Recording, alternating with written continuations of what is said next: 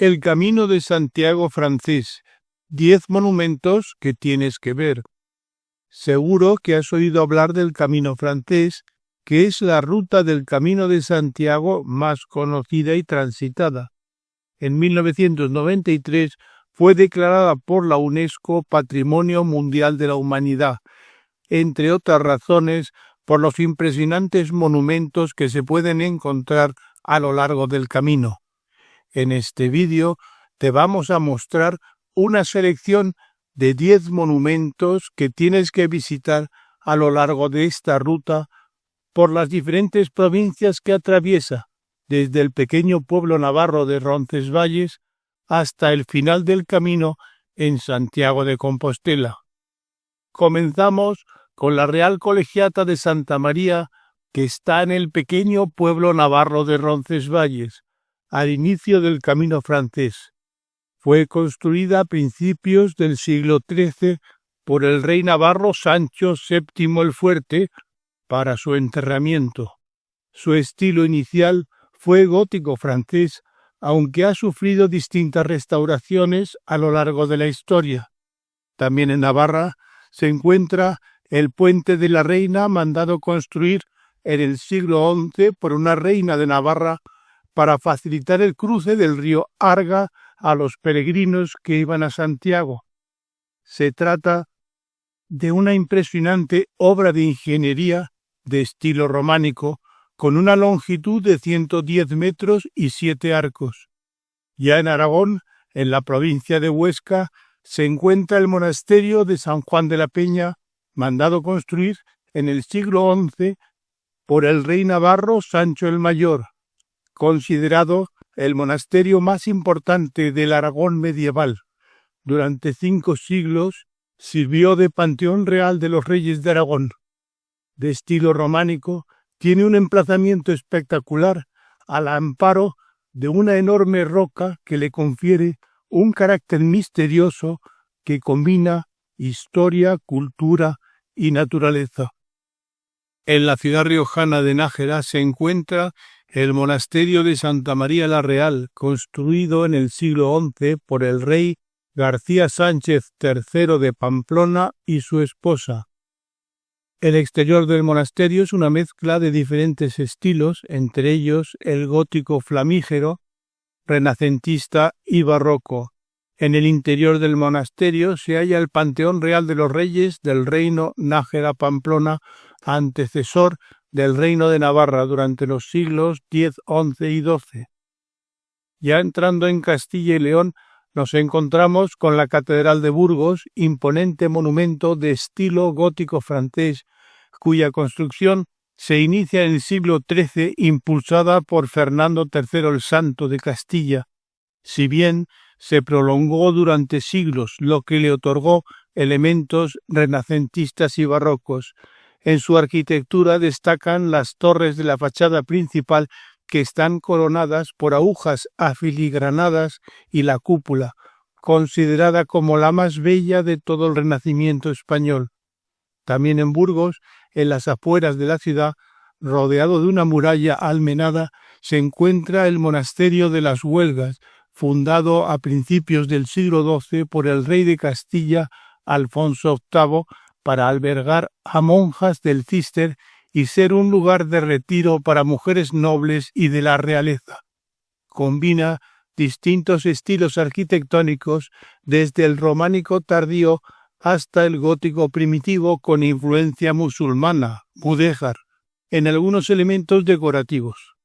El monasterio alberga el Museo de Ricas Telas, que guarda una variedad de objetos y telas de los siglos XIII y XIV.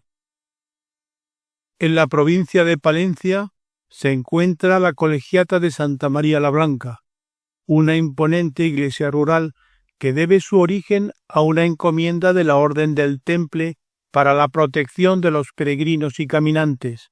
Se empezó a construir a finales del siglo XII en la transición del románico al gótico. Las 3 naves y sus 5 ábsides compiten en el interior con las portadas y esculturas de su portada sur.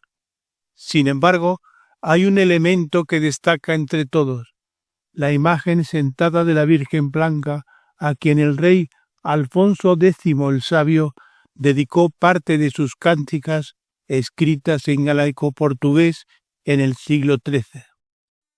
Pero si preguntas a cualquier peregrino por los monumentos más bonitos del Camino de Santiago, con casi toda seguridad va a mencionar la Catedral de León.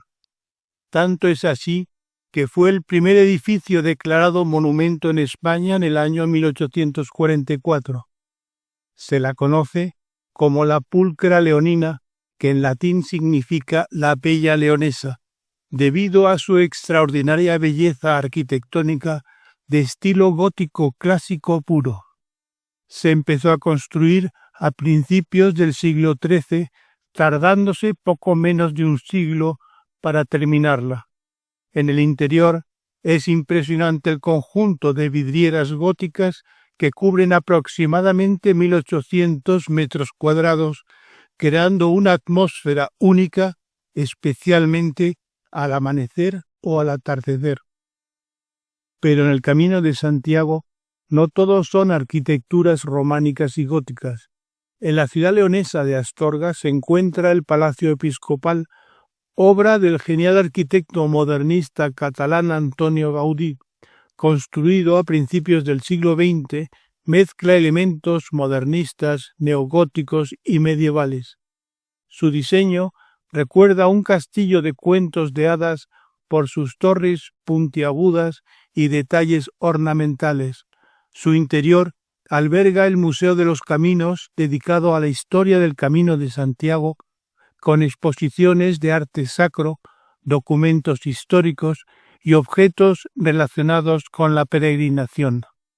En la parte final del camino, entrando ya en Galicia, en la provincia de Lugo, se encuentra la Abadía de Samos, que es uno de los monasterios más antiguos y grandes.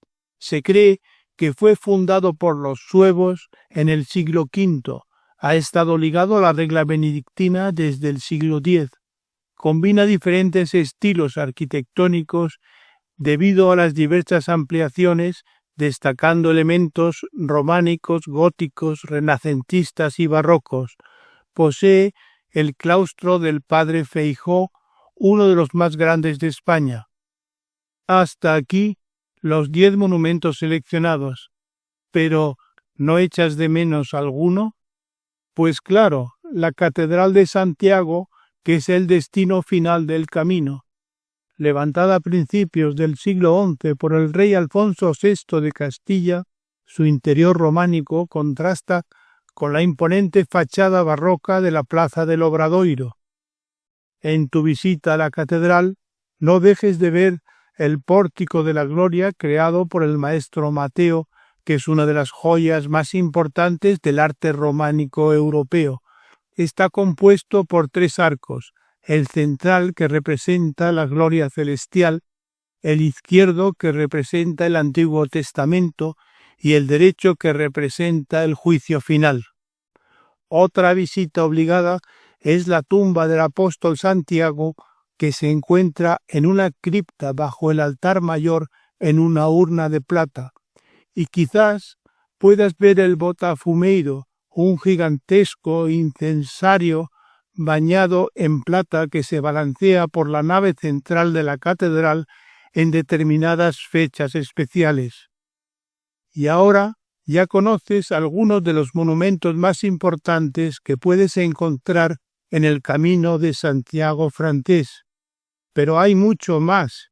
El Camino de Santiago es una experiencia única que combina espiritualidad, historia, cultura y naturaleza. Cada peregrino puede encontrar en ella su propio propósito. Decídete ya a hacer el camino y, como dicen los peregrinos, a modo de saludo y para darse ánimos, ¡buen camino!